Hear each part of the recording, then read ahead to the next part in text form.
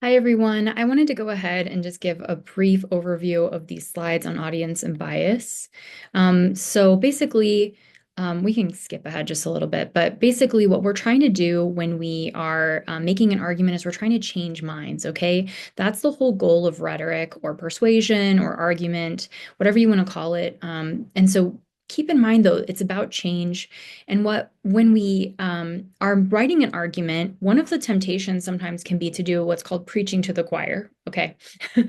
And what this is where we are basically talking to people who already agree with us. And there's a purpose to that. Like, it's not like there's no reason to ever, talk to people who already agree with you, maybe get them fired up. But what we're trying to do with these assignments, and especially this project we're working on now, is we're trying to change people's minds. Okay. And so when you're thinking about that, it's really, really important to think about your audience. Who are they? What do they already know? What do you need to make sure to tell them so that they can kind of keep up with you as you're making your points? And then what might their perspective on the issue be? Okay. And so one of the most important things to be thinking about, especially when you're making an academic argument, is to think about, how do I present this information in a way that's fair? Okay, so people might disagree with you. And that's actually kind of part of the point, is that we're all contributing to a conversation where people have every right to disagree with us, and then they can write a paper in response, right? Or they can, share a comment at our presentation or whatever at a conference.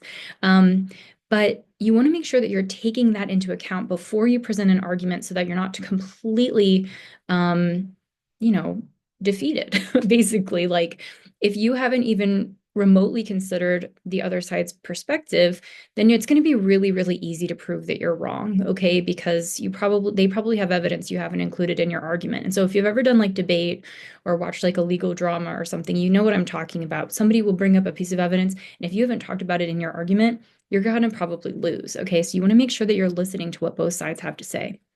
Okay.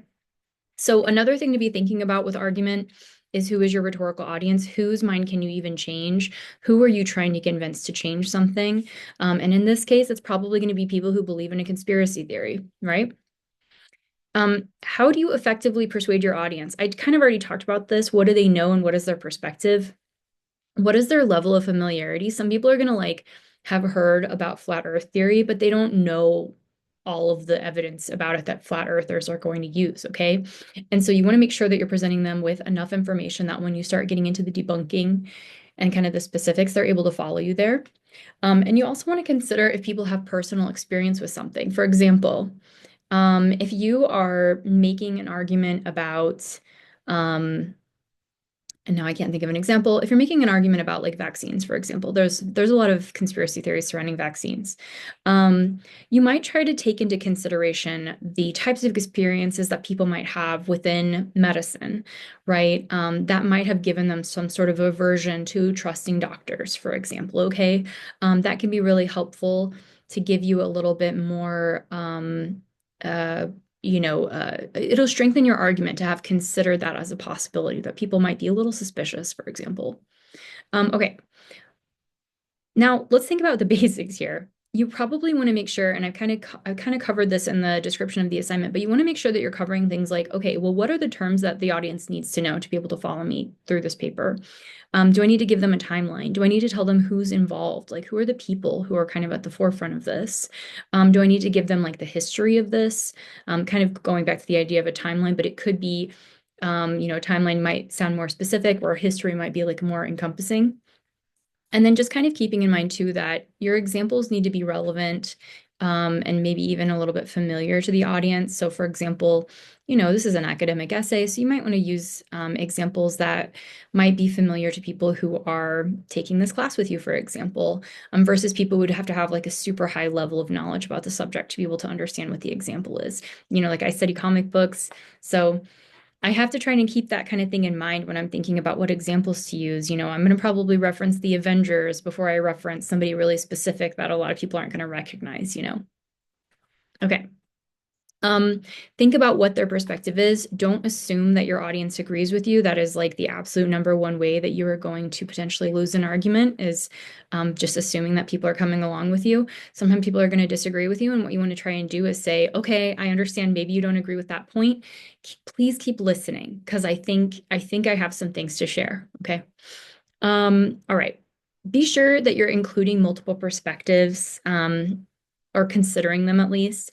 The biggest way that you can do this wrong, I guess I'll say, is to misrepresent your audience, to misrepresent the other side. So, for example, we see this a lot with really controversial arguments like gun rights or like abortion, where people will call each other's sides by the wrong name, or misrepresent that argument. For example, people who are like very pro gun rights, for example, might describe people who want more gun restrictions as like being totally anti-gun, wanting to take away their guns, when people who are more in favor of gun restrictions, they might argue back and say, well, actually, that's not what I'm saying. What I'm saying is I think we should have like a rule about like ammo or something. So you want to make sure that you are representing that side in a way that they would say, okay, yeah, that's me, even if you're saying that person is wrong. Okay. All right. And try to use the same language that they're using when you're talking about them. Don't call them something that they wouldn't call themselves, like pro-abortion. That would be misrepresentative, okay? Or like anti-rights. You know, you want to make sure that you're describing them using the language that they would use. And then, if possible, try to find common ground. It's easier said than done to find common ground. Okay, I think I already said this. Make sure that you're listening to the other side. Here I give an example of things that people might be scared of. This is a game that we would play if we were in class, where you could say, this is something I think isn't scary. Like, let's say you don't think clowns are scary. You put them here, but then somebody else in the class might think clowns are really scary, like even the scariest thing possible to them. It could be something like spiders. You don't think spiders are scary. Somebody in class might completely freeze and panic if they see a spider, okay? And so it's just kind of good to keep in mind that like people's different experiences and levels of knowledge can affect the ways that they feel about different things, including things like fear or, some of these controversial topics or, conspiracy theories. And then try to think about like what made you change your mind. If you had a certain type of fear, like maybe you were exposed to that fear more and more, and you realize it wasn't that scary after all. That's how I am with public speaking. I used to be extremely shy, and now I can speak in public because I've had to do it so much. Did your feelings change because of new knowledge? Maybe you learned more about it, and then you were like, oh, wait, never mind. Like a lot of people are with like the tooth fairy or something. I'm going to have a couple of prompts at the end too to just kind of help you think through this topic a little bit more. I hope this was helpful. The main biggest piece of advice I have for you is to try and listen to both sides, okay, before you really take a stance, and try to represent people fairly in the way that they would want to be represented, even if you disagree with them. All right, have a good day.